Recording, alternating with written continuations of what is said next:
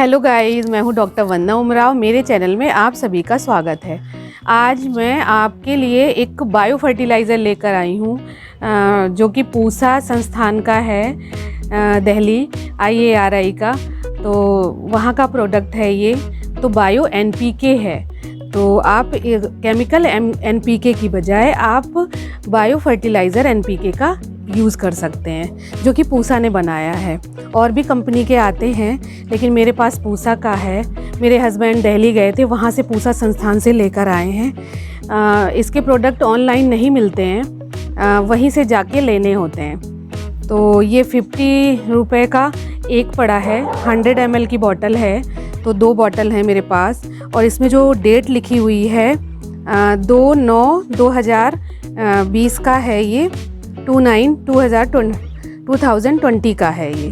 तो आप इसको बोलते तो वो ये है कि आप इसको 1 ईयर तक यूज़ कर सकते हैं, लेकिन आप जितना जल्दी यूज़ कर लीजिए उतना ही अच्छा है।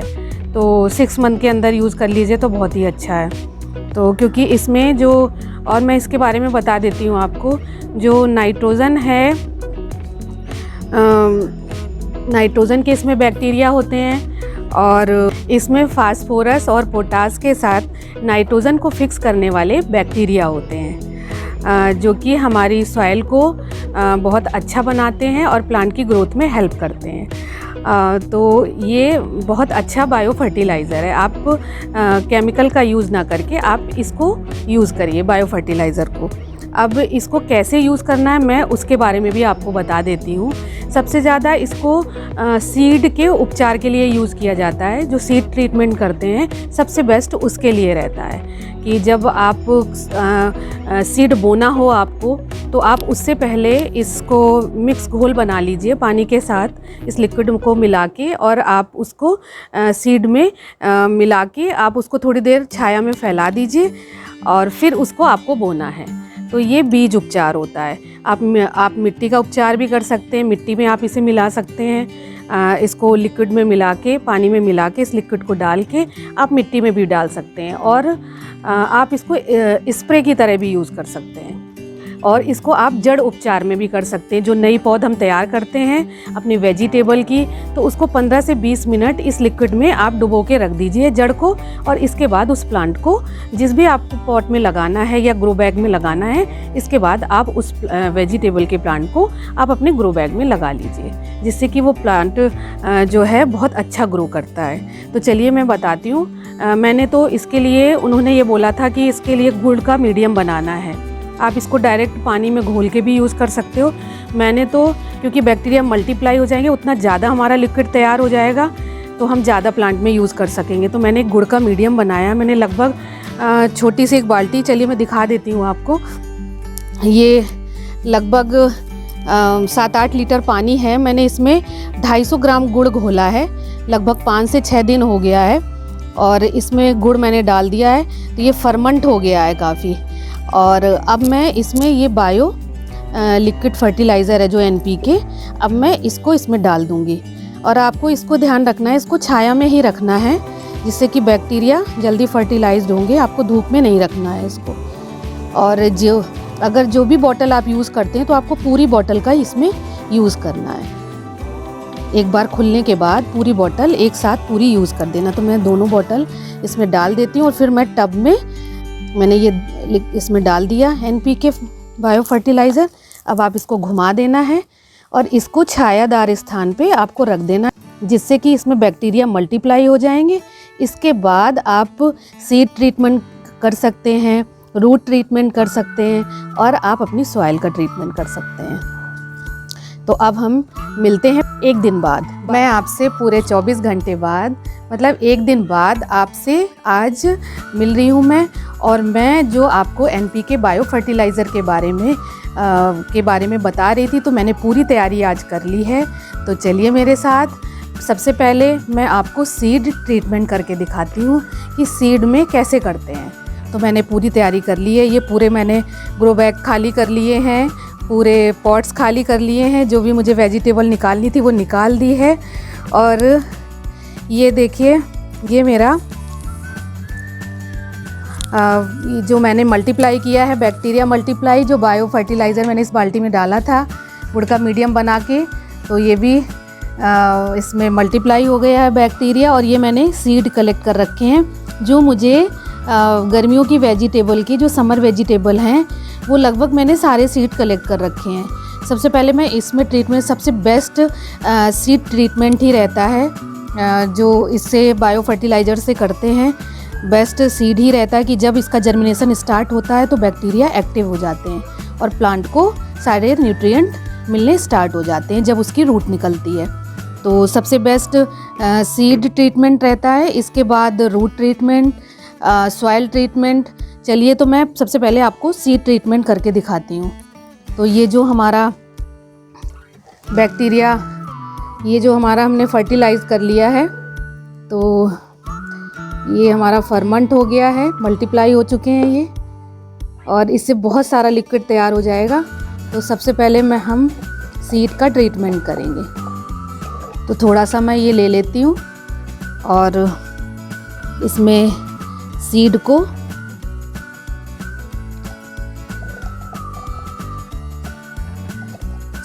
इसमें पूरा इसमें लपेट देना है।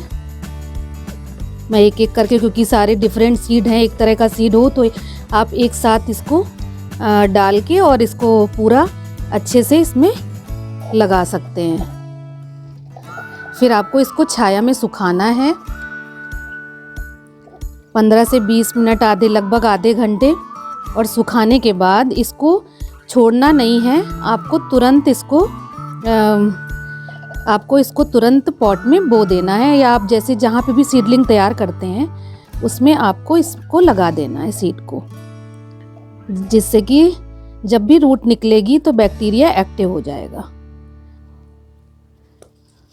तो बारी बारी से मैं सारे सीड इसमें डिप किए दे रही हूँ, या तो आप इसमें लपेट दीजिए। मैं इसको डिप कर दे रही हूँ तो ये पूरा ही इसमें अच्छे से हो जाएगा। और बस मैं पेपर में इसको फैलाए दे रही हूँ और इसको छाया में सुखा देना है।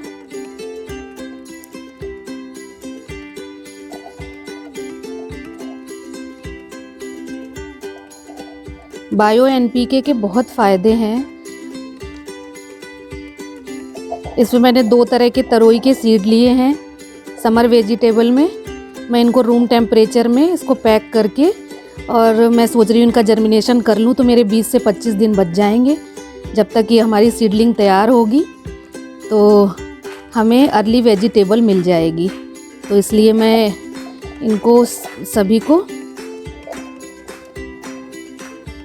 और जब भी आप सॉइल मिक्सर तैयार करें तो उसमें केमिकल फर्टिलाइज़र का यूज़ ना करें। जब आप बायो एनपीके का इस्तेमाल करते हैं तो आपको केमिकल कुछ भी यूज़ नहीं करना है, ना तो फर्टिलाइज़र, ना फंजीसाइड, कुछ भी नहीं। तभी ये बैक्टीरिया एक्टिव होगा और आपकी प्लांट को न्यूट्रिएंट दे पाएगा। मैंने ये पेपर में सारे सीड ये अच्छे से इसमें मैंने इस लिक्विड में लपेट लिए थे, और फिर इसके बाद मैंने इस पेपर में फैला दिए हैं। और आपको छाया में सुखाना है, और सुखाने के बाद फिर इसको आपको तुरंत ही बो देना है। आप अगर सीडलिंग तैयार करते हैं तो अपने सीडलिंग वाले उसमें बो दीजिए, और नहीं तो अगर डायरेक्ट पॉट में बोना है जो बीज, तो वो आप डायरेक्ट पॉट में बो दीजिए। तो मैंने ऐसे फैला दिया है। जब तक ये 15 से 20 मिनट में सूखते हैं तो मैं इनको छोड़ देती हूँ छाया में ही सुखाना है।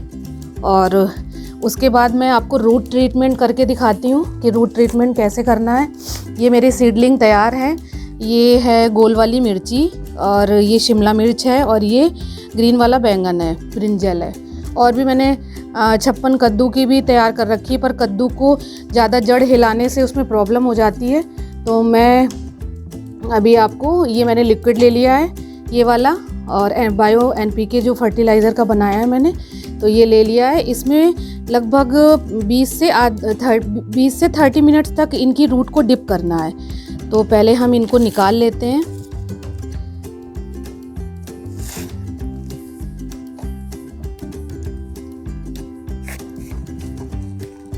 तो ये रूट ट्रीटमेंट कहलाता है। आप ये जो भी प्लांट्स हम सीडलिंग तैयार करके दोबारा पॉट में शिफ्ट करते हैं तो हम इनकी रूट को इस लिक्विड में डिप कर देंगे। इस तरह से लगभग 20 मिनट आधे घंटे तक इसको इसमें डिप कर देंगे। और एक मैं शिमला मिर्च की पौध निकाल लेती हूँ, तो ये भी मैं आपको दिखा देती हूँ।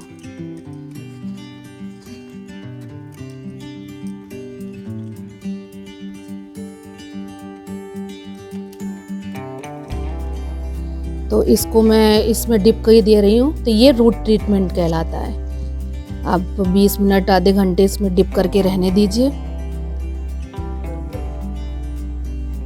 फिर आप इस सीडलिंग को अपने पॉट में लगा सकते हैं। तो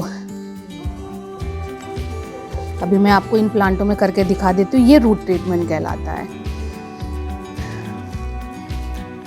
और अब मैं आपको दिखाती हूँ, जब तक ये लगभग 20 मिनट ये सीड सूखेंगे और ये हमारे ये भी लगभग उतने ही 20 मिनट आधे घंटे तक डिप रहेंगे, तब तक मैं आपको सॉइल जो ट्रीटमेंट है वो भी करके दिखाती हूँ कि सॉइल ट्रीटमेंट कैसे करते हैं। ये है सॉइल जो मैंने सभी पॉट और ग्रो बैग से खाली करी है। और अब मैं इसमें ट्रीटमेंट करके दिखाती हूँ। आपको कोई भी इसमें केमिकल फर्टिलाइज़र नहीं मिलाना है, ना आपको केमिकल फंजीसाइड मिलाना है। अगर जब ये ट्रीटमेंट आपको करना है अपनी पौध लगाने से पहले, तो आपको जैसे आज पौध लगानी है तो आप इसको मॉर्निंग में ट्रीटमेंट कर दीजिए, थोड़ी देर पहले ट्रीटमेंट कर दीजिए, उसके बाद अपनी पौध लगा दीजिए। तो ये जो लिक्विड हमने तैयार किया है बायो फर्टिलाइज़र का, तो इसको मैं ले लेती हूँ। इसमें पानी भी मिला सकते हैं।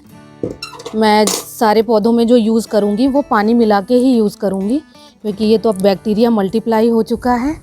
तो अब इसमें इस तरह से और सारी मिट्टी में ऐसे डाल लेंगे और फिर इसको मिक्स करेंगे।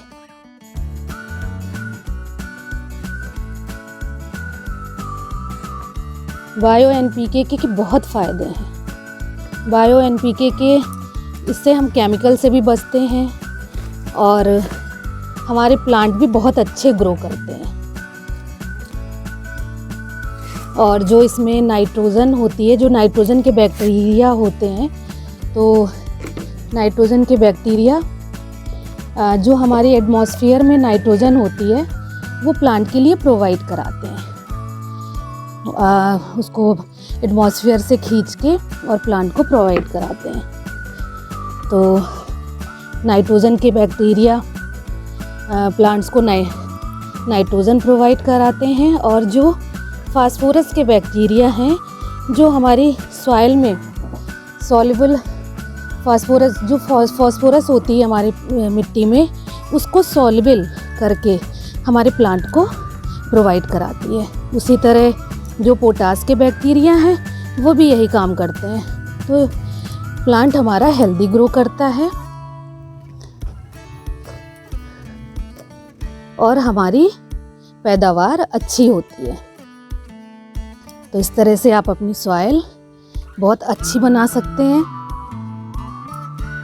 ये बायो फर्टिलाइज़र का, एनपीके फर्टिलाइज़र को यूज़ करके, और काफ़ी सस्ता पड़ता है ये पूसा का, और ऑनलाइन भी अवेलेबल है। अगर आप पूसा से ले सकें तो बहुत ही सस्ता पड़ता है, और रिसर्च इंस्टीट्यूट है तो अच्छा भी मिलता है। और आप इसका गुड़ का मीडियम बना के आप मल्टीप्लाई करके बहुत ज़्यादा, काफ़ी मात्रा में बैक्टीरिया होते हैं तो बैक्टीरिया मल्टीप्लाई कर जाते हैं गुड़ के मीडियम में। तो आप बहुत ज़्यादा मात्रा में इसे बायो फर्टिलाइज़र को अपने घर पे बना सकते हैं और यूज़ कर सकते हैं। तो आप अपने घर के पॉट्स के हिसाब से आप इसको तैयार कर सकते हैं।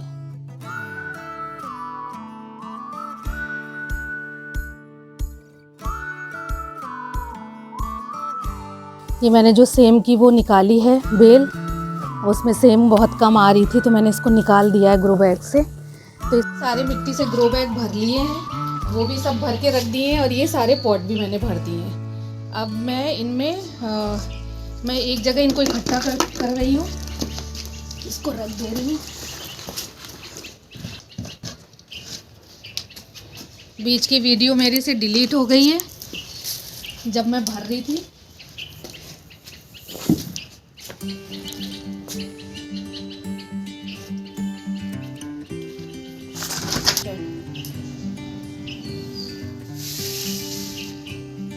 अब ये सीडलिंग भी लगभग आधे घंटे भीग चुके हैं और ये हमारे सीड भी सूख चुके हैं।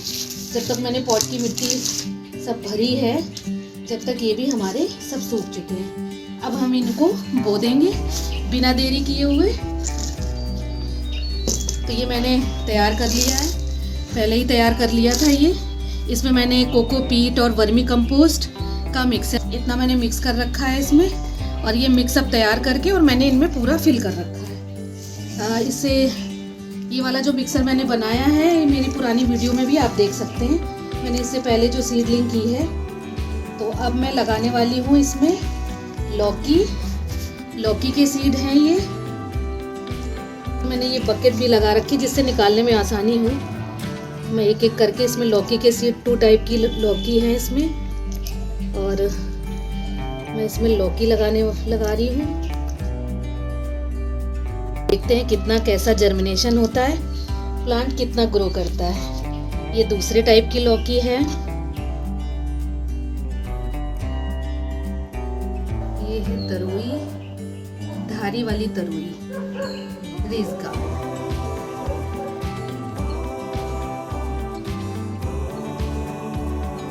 ये है तरोई की दूसरी वैरायटी,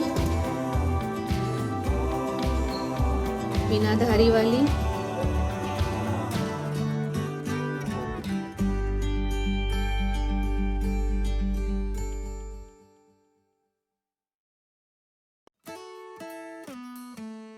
इसमें मैं बो रही हूँ लाल वाली मिर्ची। इसको तो मैं ऐसे ही डाल दे रही हूँ।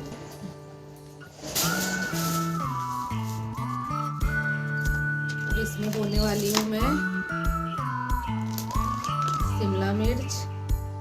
दोबारा से सीडलिंग तैयार कर रही हूँ।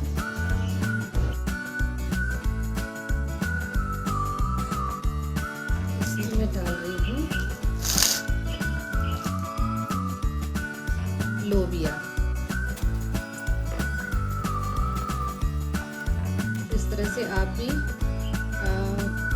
बायो फर्टिलाइज़र का यूज़ करके, एनपीके बायो फर्टिलाइज़र का यूज़ करके आप सीडलिंग कर सकते हैं। कैसा रिजल्ट रहता है मैं आगे आपको अपडेट दूंगी कि कैसा रिजल्ट रहता है। हो गया। अब बच्चे भिंडी के सीड और खरबूजा और कद्दू।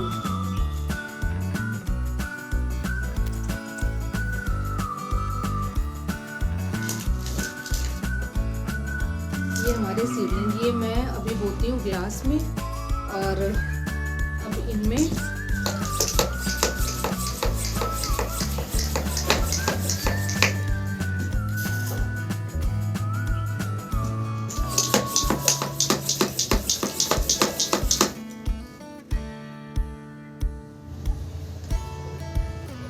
पानी डाल देंगे।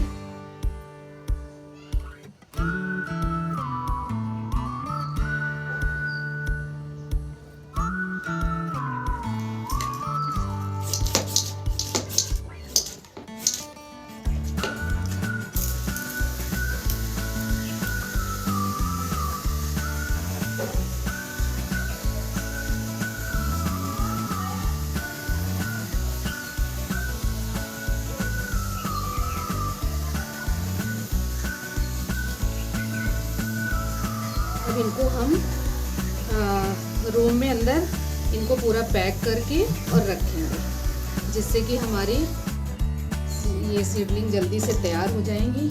बाहर क्योंकि बहुत ठंडा है तो ये जर्मिनेशन में देरी लगाएंगी, तो हम अंदर इसको पूरा पैक करके और हम इसको तैयार कर लेंगे सीडलिंग।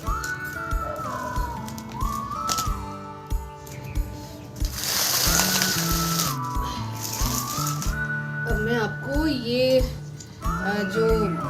मैंने प्लांट जो सीडलिंग तैयार की थी गोल वाली मिर्ची, और ये मैंने इसमें पत्ता गोभी के लिए लेट हो गई हूँ मैं, लेकिन मैं लगाए दे रही हूँ, देखती हूँ कितना पत्ता गोभी होता है। ये मैंने रूट ट्रीटमेंट आपको दिखाया था, तो ये भी मैं आपको लगा के दिखा देती हूँ।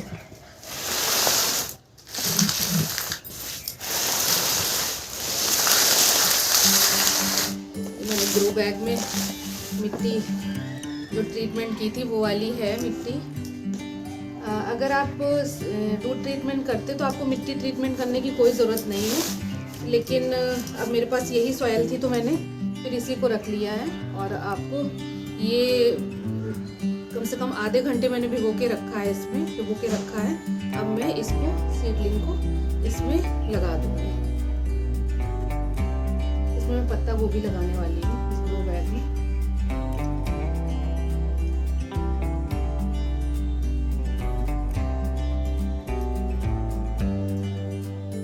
ये आपको बस आधे घंटे में ही इसको लगा देना है, छोड़ के नहीं छोड़ना, इसमें डाल के छोड़ नहीं देना है। ये आप अगले दिन लगा रहे हैं तो अगले दिन नहीं लगाना है, आधे घंटे में आपको इसको लगा देना है डिप करने के बाद। इसी तरह सीड को भी आपको जैसे ही ड्राई होते हैं छाया में ही सुखाना है, और आपको इसको तुरंत लगा देना है। सीड को भी इसी तरह आप ट्रीट करके ऐसे लगा सकते हैं। इसमें पत्ता गोभी, ढेर सारे पत्ता गोभी लगाए दे रही हूँ।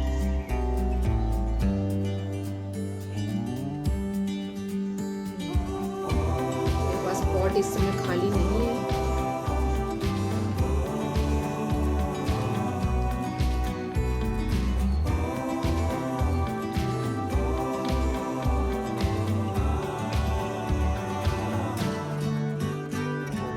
इस तरह से आपको लगा दें। तो इसमें जो एनपीके के बैक्टीरिया हैं ये बहुत जल्दी एक्टिव होंगे और प्लांट की ग्रोथ में हेल्प करेंगे, तो हमारी फ्रूटिंग अच्छी आती है। अब इसी तरह ये भी हम लगा देंगे। शिमला मिर्च का पौध है, और ये सब भी हम इसको पॉट में लगा देंगे। तो इस तरह से आप जो है सीड ट्रीटमेंट, बाकी मैं ये सब बाद में लगाऊंगी, मैंने आपको करके दिखा दिया है, और आप इस तरह से आप ट्रीटमेंट कर सकते हैं।